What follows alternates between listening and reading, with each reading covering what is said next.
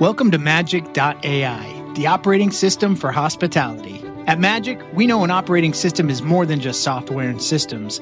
It's about people, because hospitality is nothing without them. So supporting the hospitality community is our number one goal. I think there needs to be more of a support system.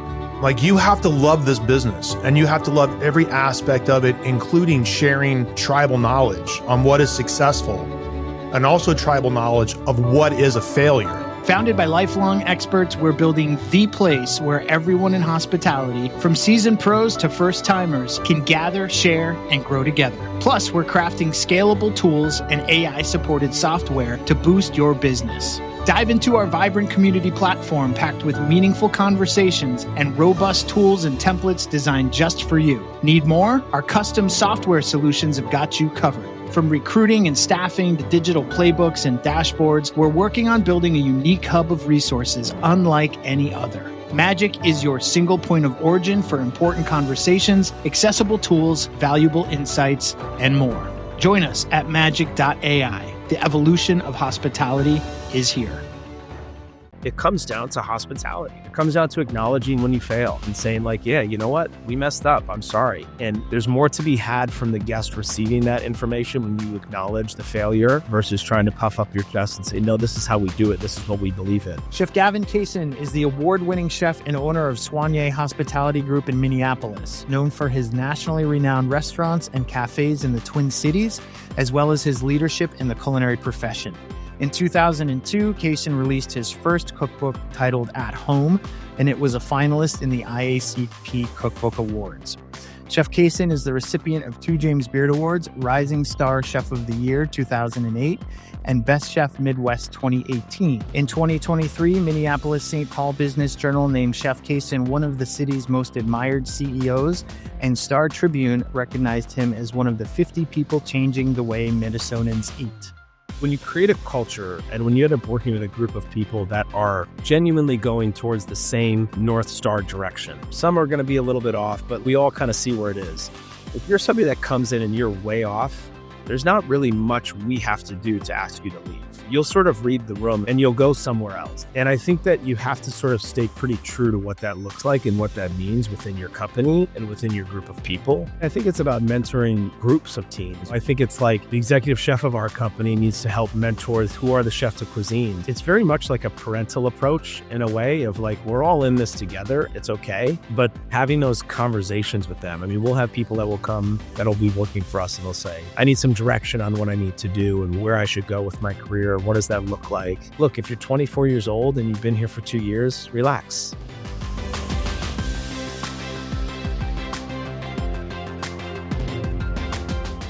You know, what I've learned throughout all of these, creations of businesses and stability of them is that it's about communication. It's about talking to them and being open and transparent about both the successes and the failures that we have or that I personally have as we go through it. I think it's something that I've continued to grow off of and learn from. When I worked for Danielle Boulud in New York City at Cafe Boulud, I started with him when I was quite young. I was 27 or 28 when I started to work for him. But I only ran one restaurant. I only ran Cafe Boulud on the Upper East Side up until 2011. Then I was tasked with opening up the Cafe Boulud in Toronto and helping run the Cafe Boulud in Palm Beach. And that gave me a taste of like, how do you manage teams that are not geographically within your environment? How do you manage teams that are, they don't actually work for you because you don't pay them, but they work for you, the brand equity in which you represent? How do you have those conversations and how do you have those relationships? And that was kind of a masterclass of all of that, and much of which I've just continued to apply to where I am today, but find having to evolve all of the time as a result. Mm. So you learned about sort of juggling multiple parts from that interaction with for Cafe Boulud, and what processes have been game changers for you in terms of keeping things running smoothly without sacrificing quality? I spend a lot of time writing, believe it or not. I actually find a lot of time to do that. whether that is me just sort of locking myself in an office for 1 hour a day, which helps me prepare me for my next day of business. So maybe that 1 hour a night, I will write down all of what my intentions are for all of the meetings coming up or all of the communication that I need to have the next day, Hmm. and sort of manifesting in many ways what I expect to get out of those meetings. Mainly because if it's a 30-minute meeting or an hour and 30-minute meeting, I need to walk away with clarity and direction. And I need to have the person I'm with walk away with even more clarity and direction as to what the next steps are. And I find if I don't create that time for myself, it ends up damaging part of the rest of my day, because then I carry it home, or I carry it through service, or I carry it the next morning when I wake up. And so it's just a matter of, it's creating a mise en place list, basically. Mental mise en place. Yeah, right. Exactly. Messy station, messy mind. Yeah. Yeah. So the list that you make helps you have clear intentions about what you want to achieve the next day. So when you sit down for those meetings, you know what you need to get done in that time. Yeah. Yeah, it does. And it helps me.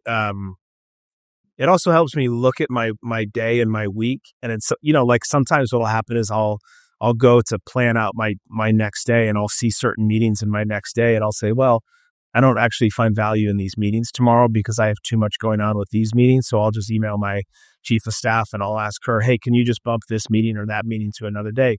It's not that they're not valuable meetings. They just aren't in the context of that day, because maybe something popped up that is, more concerning or requires more of my mental power to go after it. And I think, there's always this, Tom Hanks says it all the time. He says, this too shall pass, right? It's like, I always sort of think of that as well. Like, there are days that are just like really, really hard, mentally and or physically. But it's like, it will pass, I carve out mornings every morning to go to the gym. And to spend that hour or hour and 30 minutes, really, it's an hour and 30 minutes, in the gym, whether that's doing weights, whether it's doing a cardio, whether it's doing a combination of both. And that is time that's for me, that's my time. And so it's important to have that time for myself. And, I'm disciplined with that stuff. I'm very, very strict. If people try to get in meetings on those days, they're already blocked in my calendar. So, basically the restaurant has to be burning down for me to show up then. Cement walls in the calendar. It's important. Yeah, it is. So we talk a lot on this show about finance, obviously, particularly as it relates to hospitality. And I can only imagine with so many outlets and so much going on with multiple businesses that tracking financial and operational metrics are something that's super important. Which ones do you keep a close eye on in your position, and why? It's so funny. I was thinking about this the other day as we start to grow, believe it or not, even more. I still, to this day, 10 years into having Spoon and Stable, which it will be 10 this week, I still, to this day... Congratulations. Thanks. Yeah, it's pretty cool. I still review 100% of all of my P&Ls, and I break them down in a summary perspective to then hand to my leaders every single month. Mm-hmm. And I do it because I'm trying to teach them that, like, hey, the linen cost went up 10% this week or this month because of a company-wide mandate. But let's go back to them and say, thanks for the 10%, but you're still sending me 10% of dirty linen that I'm paying for. So how about we wash that? It's like, I know it's very little things, but it's all of those little things that mean a great deal. And I think what often gets misunderstood in our profession is that people, I think, mistake those little details for profit, when in fact, what the reality is those little details help create opportunity. It's cash flow. It's cash flow. So that could be opportunity for giving people a raise. It could be opportunity for having a company-wide party, or it could be a given opportunity to, buy that piece of equipment that you've always needed, but you just didn't have the money to do it. And yes, you want to be able to find profit, because at the end of the day, we are a for-profit business. It's important to find that profit and to figure out those different ways of doing it. So I have a great director of accounting who's been with us for over 7 years, Maggie, who helps put in She consolidates everything, so I get to look at everything on a monthly basis throughout all the businesses to see like where were we last year, both in top line and bottom line, and can you see the trends? And it's very obvious to see that labor is up 31%, food costs are up 29% on an annual basis year over year. That's nationwide. So if you were once a 35% labor cost business, you're likely in the 40s. If you were a 40% labor cost business, you're inching towards the 50s. And so 50 cents of every dollar goes to labor. It makes you think a little bit about like, do we need the labor that we have? It's not, do we need the person, right? Misunderstood. It's, do we need that position? Because if I have those two positions, I'm taking away another position that could be a possibility. And those are driven in your mind mostly from minimum wage increases or cost of living improvements, or what are you seeing in that area right now? I mean, in our state, it's minimum wage. When I opened Spoon a decade ago, the minimum wage I think was $9 an hour or something. Not that we were paying that, right? I mean, right. But of course we were to the servers, but we were not to anybody else. Whereas now the minimum wage will be $16 an hour. So it's a substantial difference of money. And it's not that I don't agree that they deserve more money. It's just we have to figure out a way to then make the businesses work as a result. We're not a tip credit state. There's a lot of flaws that happen within our state, but there's a lot of flaws everywhere. So like you can point to every state and be like, this works, this doesn't. But obviously businesses have happened for a long time. So clearly there's something that works. Can you explain for our listeners who might not know what a credit, what did you just say? The tip credit. Tip credit state. Yeah. So like let's say you're paid $10, make math easy. Let's say you're paid $10 an hour as a server plus tips. If you work a night where your $10 an hour is not met with the tips, then it's subsidized by the business. If it's the alternate and it's $10 an hour plus the tips and you're making above it, the company or the business then gets to receive a tax benefit on the back end to help overwrite some of those extra costs and fees. Whereas most in this instant, we're taxed on all of those tips. So we're paying tax on top of it because it goes through our payroll system. So we're paying a tax to what that looks like. Now, Spoon and Stable and Demi, for the last maybe 5 years, I want to say, have done hospitality charge. So we've built the cost in automatically and we've not accepted tips. If the guest wants to leave a tip, of course they can. We're not discouraging that. But our state actually just abolished that. So we have to figure out a way to get rid of that hospitality charge now, starting January 1st, which will greatly affect the team members that are in the back of the house. We basically were profit sharing, right? So Alberto, who's been with us for 9 years, who made sure that the lemons you got in your cocktail or on your crudo were perfect every morning, will now see his income drop because the state has decided to take away that power of profit sharing from us, which is unfortunate. We're actually going backwards. As a result, we'll now move backwards probably another 20 or 30 years, and people will see their income be dropped rather dramatically and drastically in some cases. And we're trying to offset it as much as we can. But the truth of the matter is I can't raise my prices 21% across the board. And being that you are one of the largest hospitality job providers in Minneapolis, how involved are you and the company in kind of the legislative process and getting involved in those conversations with local representatives? Yeah, I mean, we have been involved in it, and I tried to be as much and as little as I can at the same point in time. Politics and restaurants don't really jive. You gotta sit in the middle of the road no matter what. But about 2 weeks before Governor Walz got asked to be the VP, we sat down with he and his cabinet and pretty much just said how we feel about the hospitality charge and what they're calling it. And I said in that meeting, I said, what the law is called is junk fees. So they're saying we're going to ban junk fees. And I said, Governor Walz and team, I just want you to understand you're calling people's income junk by describing this, right? So you're calling their hard-earned money junk.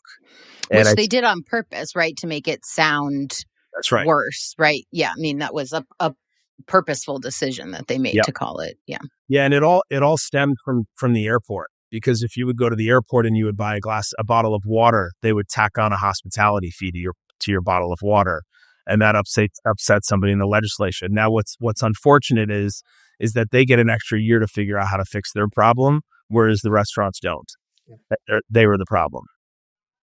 So it's too bad. It is what it is, but it will discourage people like me and others to consider doing more business in this state as a result. That's really tough. So since we're talking about, managing budgets, and how do you manage your budgets and cash flow in a way that lets you as the owner and operator breathe? Or do you not? No, we do. It's, again, I mean, we have a team of people in accounting and director of operations. We have director of communication. We have the whole HQ team, so to speak, that helps manage all of this with me and side by side. And a lot of it is constant and daily communication. There are notes that go out every night of what's happening and what we see. You look at trends and things like that. But I still believe, like my heart of hearts still believes that, if you're creating a product that is delicious, if you're delivering a space that is warm and hospitable, and if you are treating your team the same way in which you would expect to be treated, your financials will end up figuring itself out. And I know that sounds like maybe a little crazy, but it's worked for me. It's worked for me for a decade. And I don't find reasons to want to change that. I think that, when you walk into a restaurant, and we've all walked into a restaurant where you're like, wow, this feels great. You've also walked into a restaurant where you're like, what in the hell is going on in this place? Like, get me out. And there's a reason for that. And I don't know what the reason is, but there's a reason for that exists, that those restaurants and those businesses exist. I mean, it's no different than when you go to a dentist office. Like, we've all been to a dentist office where you're like, yo, what is going on here? Other ones where you're like, I feel amazing. Like, I'm happy to go to the dentist. And there's not many people that say that, So it comes down to hospitality. It comes down to taking care of your team. It comes down to taking care of your guests. It comes down to, listening to them. It comes down to acknowledging when you fail, and stepping into that shit and saying, like, yeah, you know what? We messed up. I'm sorry. And there's more to be had from the guest receiving that information when you acknowledge the failure versus trying to puff up your chest and say, no, this is how we do it. This is what we believe in. Nobody cares. It's 100%. That's not what's important. What's important is that you're listening, because if you listen to the guest, you're obviously always going to listen to your team more too. Yeah, I want to pivot for a second to technology, because I know that you're an incredibly savvy businessman and that you've employed probably a great number of different technologies throughout the company. Where do you think tech has the most impact on our industry right now? And how are you using it to make things better for both your team and ultimately the guest experience?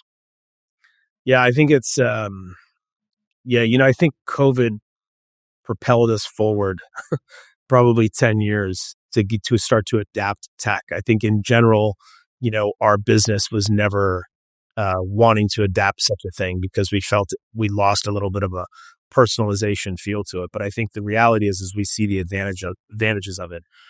So one way we do it, transparently, I'm a partner in this company, but I had a chef who started to work for me.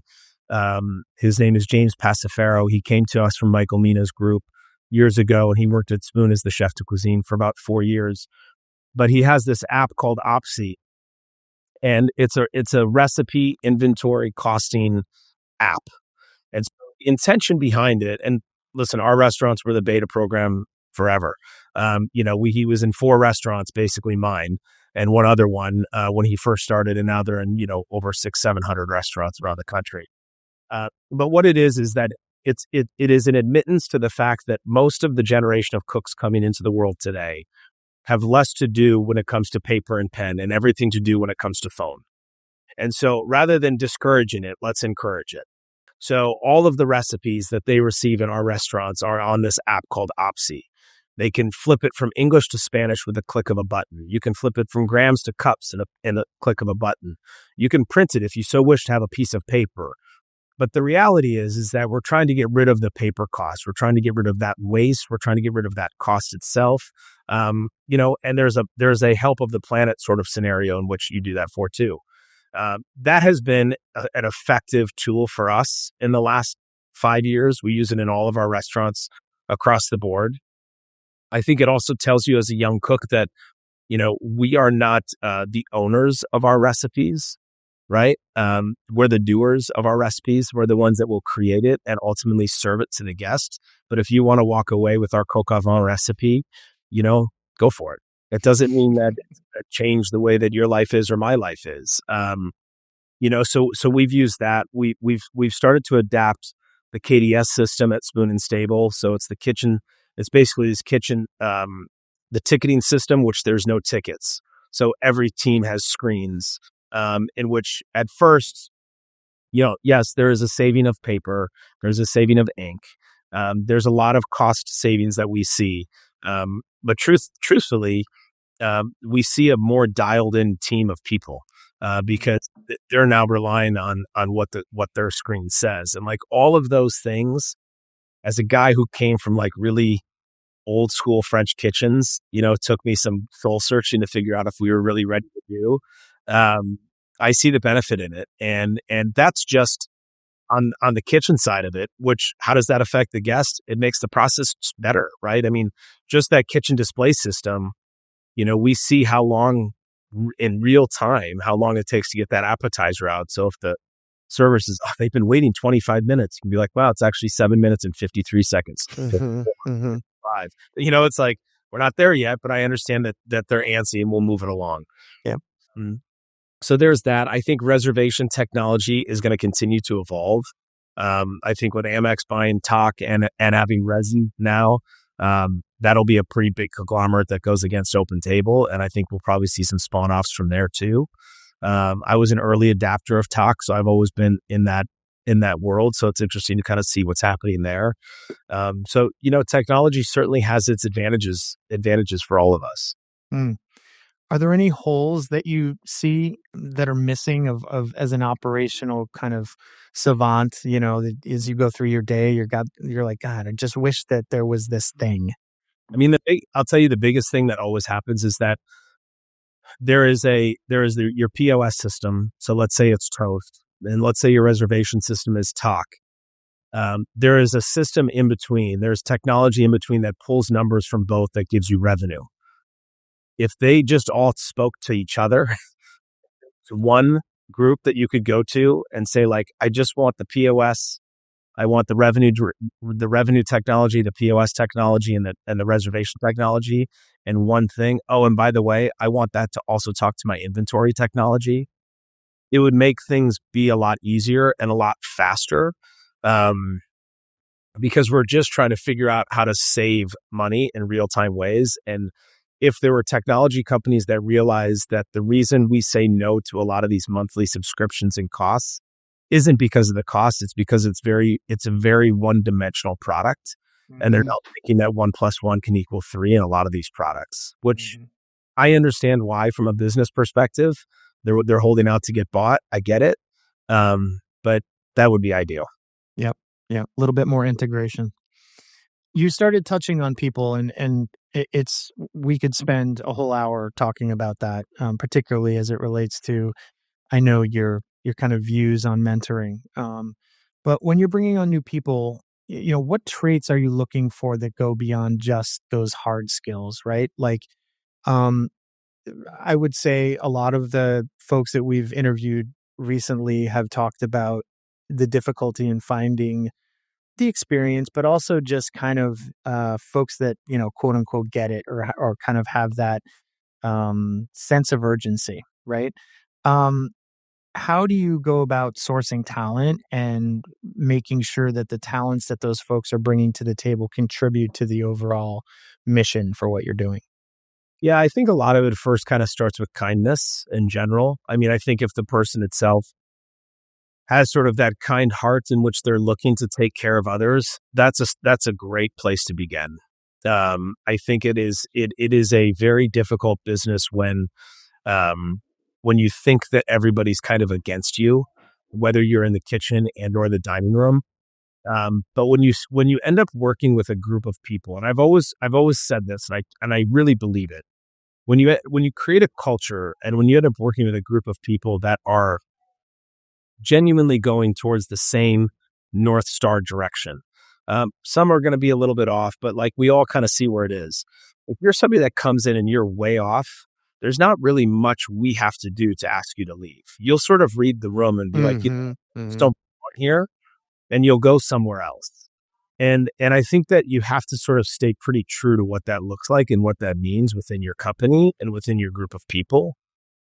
Yes, there will always be a complaint, generationally, that the talent now is less than what it was when we found it. But I will tell you that Danielle's generation probably said the same about my generation. 100%. We were just talking about that. And so it's like, okay, great. Then they're not really that good right now. So whose job is it to make it good? It's like I look at Paul Bocuse. I mean, I'm going to go down the French world. You look at Paul Bocuse and his generation. What did they teach the next generation? They taught the next generation that the chef can come out of the kitchen and be accepted by the general public, that they created the food. This opened up a world of entertainment for everybody to see. Then you look at Danielle Boulud's generation. What did they teach us? They taught us that you can do their restaurants anywhere globally. So I can make a pâté en croûte on 44th Street or a pâté en croûte in Singapore. And it's the same pâté en croûte until I walk out that back door. And now I've been given a different culture to live in. Yep. So now what is our generation going to do? Right. And so it's kind of up to us to say, yeah, the culture inside of kitchens and restaurants has evolved, not changed. It's evolved, and I think we've been stuck on this idea of change and not evolution. And so it's the evolution of anything always needs to happen. Maybe ours happened faster because of COVID. Sure, that could be possible. But it doesn't change the fact that we're now faced with what that evolution looks like and how we can craft it for the next generation to take what we've learned and teach them so then they can be more. Yeah. So when you're developing talent or developing people at your restaurants, if they're, better than good at the work and they're ready to lead with integrity and heart, what do you think the best way to develop those people is? It's a good question. I mean, this past year we've had, Joe and Lisa, Diane, Yia, and Adam. So we've had 4 people who have worked for us. Yia the least amount of time, the other 3 more who have gone off to create their own restaurants within the Twin Cities. And so, once they were ready or close to ready, because you're never really ready, right? Let's be honest. That's right. Once they are close to ready, all I could see myself doing was to encourage them to be accepting of the fact that they're going to make a ton of mistakes in what's about to happen. And it's going to feel a lot different because they're going to go to bed at night and not sleep as good, knowing that everything is relying on what it is that they're doing. Yeah, because you don't have the support system. Right? That's right. Versus when you're just the chef, when you're only the executive chef or the chef de cuisine, there still is inevitably a safety net below you of the structure in which it's been built around you. And that safety net has gone away. So I would always encourage them, just web the safety net. Whatever that looks like, just web it. Because, I often say that the most important part of my job is to make sure that everybody who works for us has that feeling of acceptance and has that feeling of encouragement of going into work on a daily basis. And the way that I know that is actually not by what they say, but by what they do. When I hear that they've put a down payment on a house, they bought a new car, they changed schools for their kids, they did this or they did that, it tells me that they trust what it is we've created because they know that tomorrow is also going to be a busy day for them in order to make money. Yep. And you have a very hands-on approach. I mean, I know I've seen it. I've come and cooked with you and watched your kitchen in action. How do you find the time to really mentor the team in that environment and, kind of the hands-on approach, right? And what impact have you seen from that approach with your people? Yeah, I mean, I think it's about mentoring groups of teams. I think it's like the executive chef of our company needs to help mentor who are the chef de cuisines. It's sort of, it's very much like a parental approach in a way of like, we're all in this together. It's okay. Um, but having those conversations with them. We'll have people that will come that'll be working for us and they'll say, I need some direction on what I need to do and where I should go with my career. What does that look like? And it's kind of like, look, if you're 24 years old and you've been here for 2 years, relax. Yeah. Like, do you have open office hours? Like, are you accessible for them to come and book time with you? So I sit at table 11, which means nothing to anybody on this podcast, except for the fact that it is a booth that is right next to the kitchen. And I sit there all day, every day until about 4, right? And I'm kind of like up and around and in meetings and things like that. About 4:30, I get up and then there's pre-shift, and then pre-shift is over. And then I go next door to my office and finish off whatever I need to finish off. And then I come back and do service.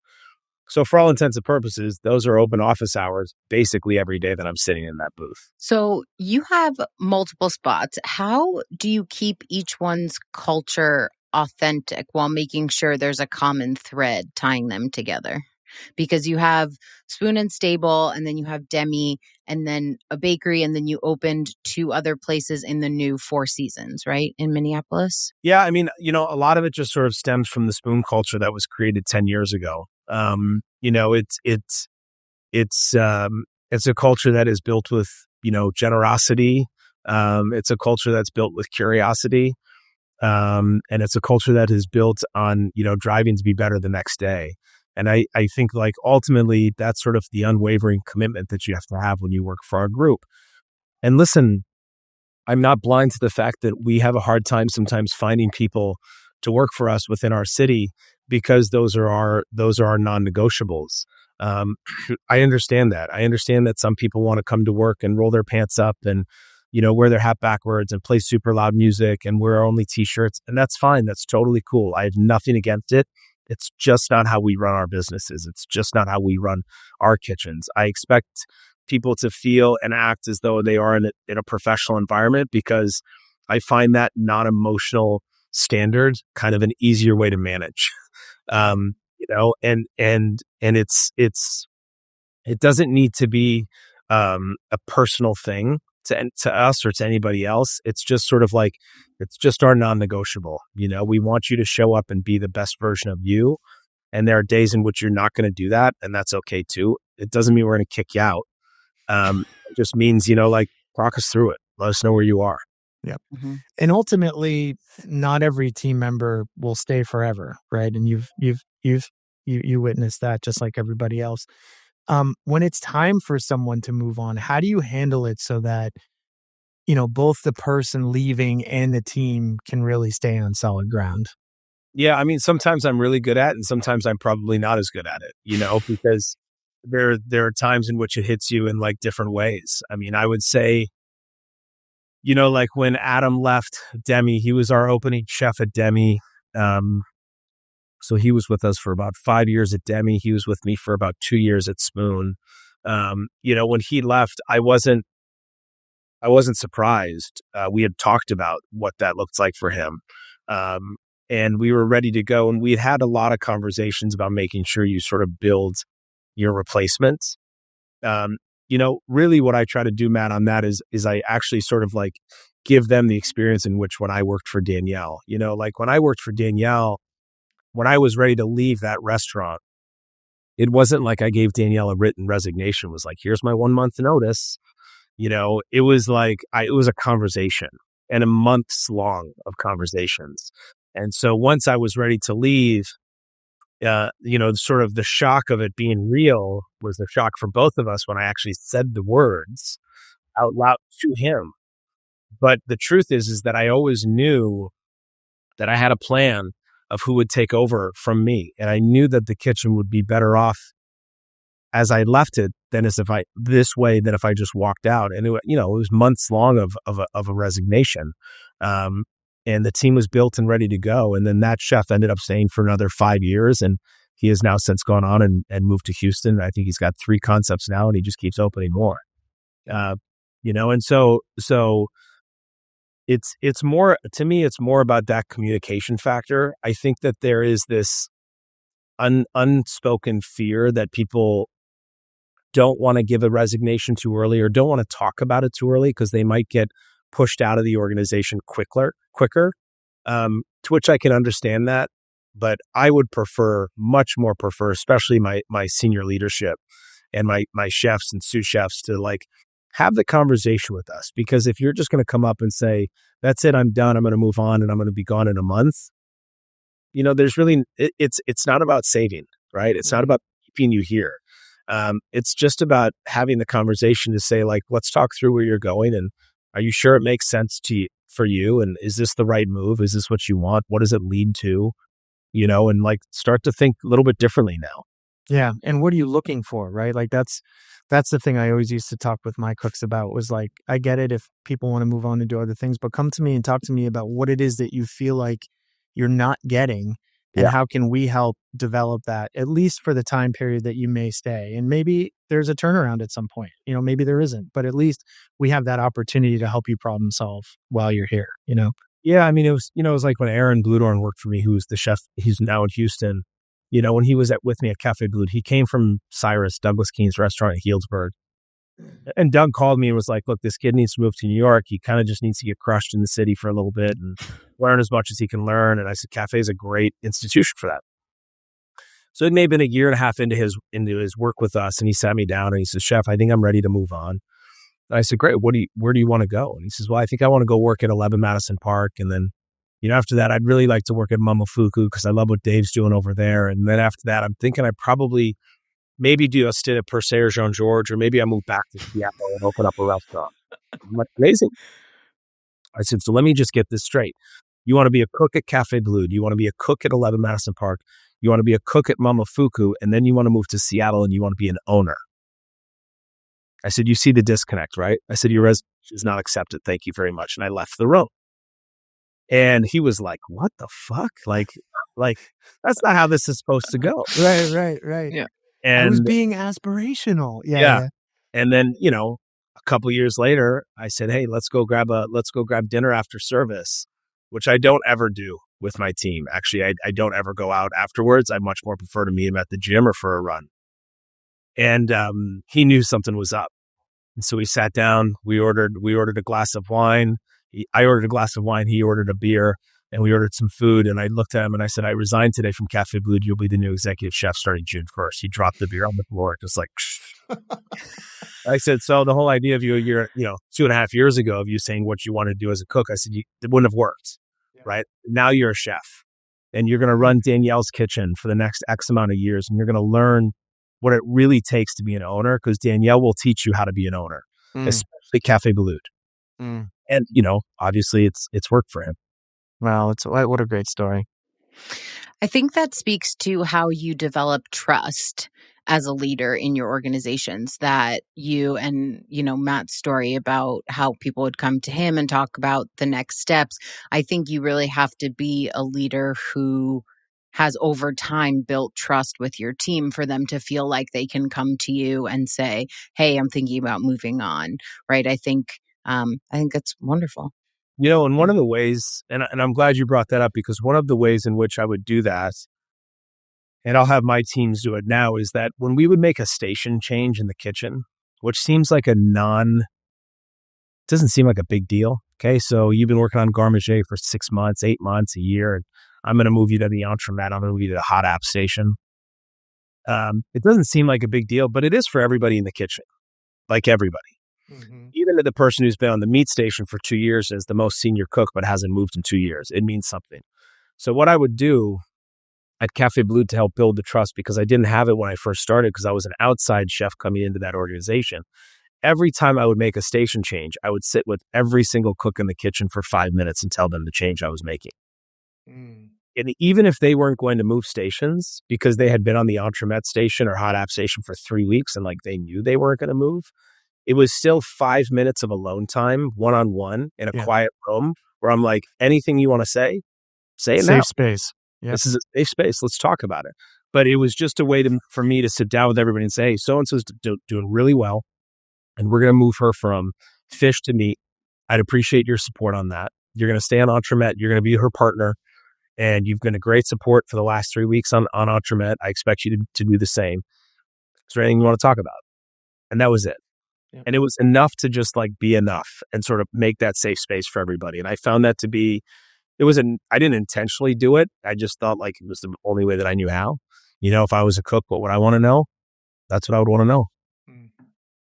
Are there other ways that you can explain how you build trust with your team? Other examples? Yeah, I mean, I would say the biggest one is admitting fault as a leader. I think that's a big one. I think that there are often ways in which they actually see the fault way before you do, and even admitting that is okay. I think that helps build trust.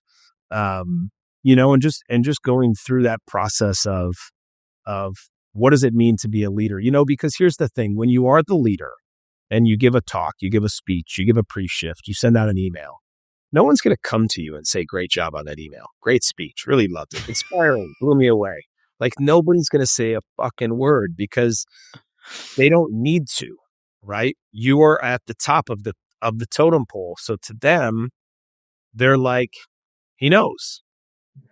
And so it makes your job as the leader to read the body language and understand, like, did I get my point across? Or perhaps it's not even that. Perhaps it's just pulling aside a couple of your friends, a couple of your allies within the organization to say like, hey, so what do you think of that 15-minute speech? Don't praise me, but like, what'd you think? You get the point? Like, did it come across right? Or should I change it? Or what do you think?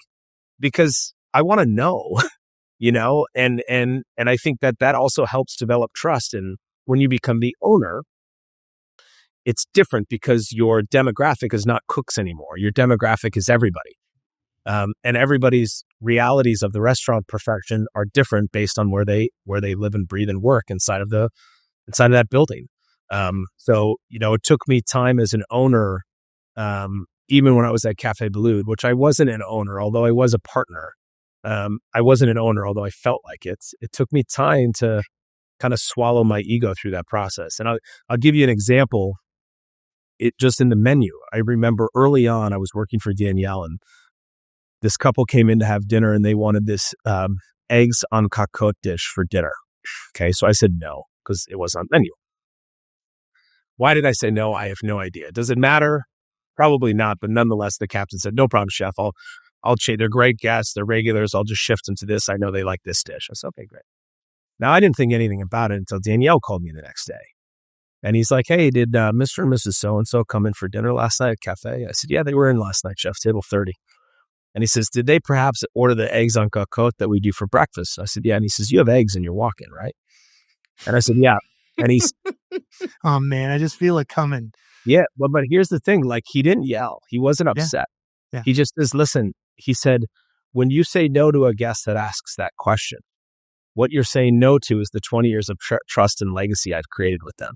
So they're not asking you the question if you can do it. They're telling you that they want it because I would have given it to them if I were there. Right. Right. I want my restaurants to feel as though I'm still in those spaces all of the time. So you have to understand, no is not no. No is you're cutting off that trust that I built with the guests. And I thought it was such a really clear way to describe it versus calling me and being like, you're an idiot. Why didn't you say yes to them? Blah, blah, blah, blah, blah. Screaming and yelling. It was more just like, you have to understand what no means in that situation. And he also said, it doesn't mean you say yes to everything. Right? He says, he said, this will be the hardest part of your job at Café Bellecour. He said, you have more regulars there than we have at our other restaurants. You have more people that are more particular as to what they want and what they've always gotten there. And it will take you months to learn what that is. And he says, and for the ones that maybe are not as particular, you can say no. But for the ones that we've built the trust with, the yes is an acceptance of hospitality for them, not giving in as a chef. That was a pretty remarkable way of saying it.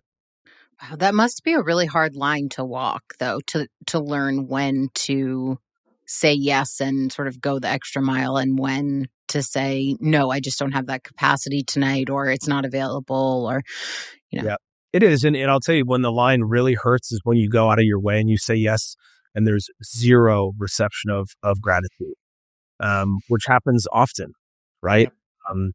And not as often as people would realize, but it does happen. And those are the times when, as a hospitalitarian, you need to take a step back and be like, okay, that's actually not a me problem.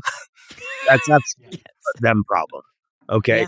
So there's not much I can do to fix what that person's dealing with. Right. So just take them the fucking eggs.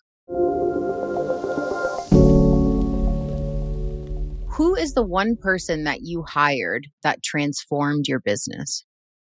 Oh, boy, you know what? Honestly, there are a lot of people, but I would say within Soigné Hospitality, the company I have, Anna Walters, who does not give herself enough credit, even though we tried to. She's our chief of staff. She has helped transform our company in a way that I am forever grateful for. She's helpful. She's charismatic. She's compassionate. She is a neutral thinker, and she's a big thinker. She is not a yes person, which I adore. And after our interview was done, she came to us from the team at Republique in LA, Walter and his wife. And she moved back to Minnesota. And after the interview was done, before she could even walk out the door, I looked at my colleague I was interviewing her with, and I said, whatever we have to do for the budget, just make sure to make it happen. Yeah. Yep. That's an exciting hire. That's when you've got something like that, it's like, let's go, make it happen. Yeah, she's amazing. That's how Matt felt when he hired me. Yeah. He was like, I got to make it happen. Of course. We got to get her. How can we get her?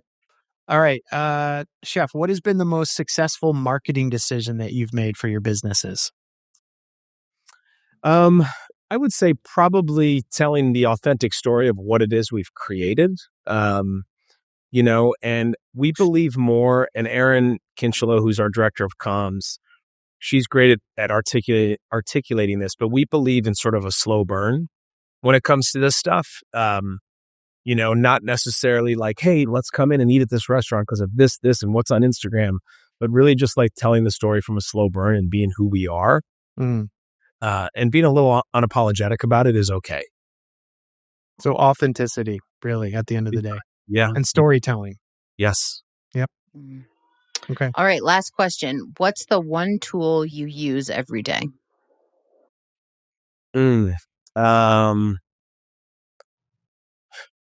Honestly, my pen, because I write every day and I spend a lot of time writing and sort of journaling about my day that I've had and the day that I'm going to have. So that I would say that that's a tool that I use a lot of.